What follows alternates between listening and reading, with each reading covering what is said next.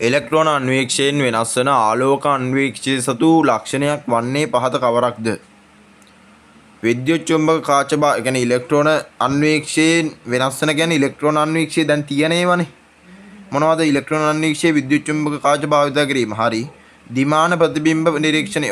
සම්ප්‍රේෂණයකින් නේද? සම්ප්‍රේෂණයකින් පුළුවන් දිමාන ප්‍රතිබිම්බ නිරීක්ෂණය කරන්න. පරිලෝකනයකින් පුළුවන්. ඒ කියන්නේ CM එකෙන් පුළුවන් මේ මොකද්ද දිමාන ප්‍රතිබිම්බ නිරීක්ෂණය කරන්න.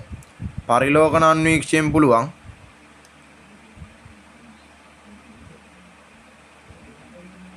ත්‍රිමාන ප්‍රතිබිම්බ නිරීක්ෂණය කරන්න. ත්‍රිමාන ප්‍රතිබිම්බ නිරීක්ෂණය කරන්න. එතකොට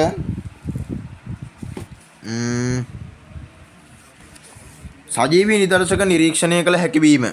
සජීවී නිදර්ශක ආලෝක අන්වීක්ෂයේ සජීවී නිදර්ශක පුළුවන්. හැබැයි ඉලෙක්ට්‍රෝන අන්වීක්ෂයේ සම්ප්‍රේෂණවත් පරිලෝකනවත් කිසිම හේක පුළුවන්ද මේ සජීවී නිදර්ශක නිරීක්ෂණය කරන්න? බෑ. අජීවී නිදර්ශක නිරීක්ෂණය කරන්න. ඇයි අර කිරණ කදම්බය නැත්නම් ආලෝක කදම්බය ඉලෙක්ට්‍රෝන අන්වීක්ෂය ආලෝක කදම්බය යන්නේ ඉලෙක්ට්‍රෝන කදම්බය යන්නේ රික්තයක් කරා. එතකොට රික්තයක අනිවාර්යෙන් සජීවී මාධ්‍ය තියෙන්න බෑනේ. නේද? අජීවී තියෙන්න ඕනේ. ඒ කියන්නේ එහෙනම් ඉලෙක්ට්‍රෝන අන්වීක්ෂයේ පරිලෝකන හෝ වේවා සම්ප්‍රේෂණ හෝ වේවා ඕන එකක ඉලෙක්ට්‍රෝන අන්වීක්ෂය නම් අනිවාර්යෙන් ඒක අජීවී නිදර්ශක විතරයි නිරීක්ෂණය කරන්න පුළුවන්. ඒතොර වෙනස් වෙන්නේ සජීවී නිදර්ශක ආලෝක අන්වීක්ෂයෙන් නිරීක්ෂණය කරන්න පුළුවන් හින්දා තමයි වෙනස් වෙන්නේ ඉලෙක්ට්‍රෝන අන්වීක්ෂයෙන් ආලෝක අන්වීක්ෂය. ත්‍රිමාන ප්‍රතිබිම්බ නිරීක්ෂණය කළ හැකියි. ඉලෙක්ට්‍රෝන අන්වීක්ෂයෙන් පුළුවන්.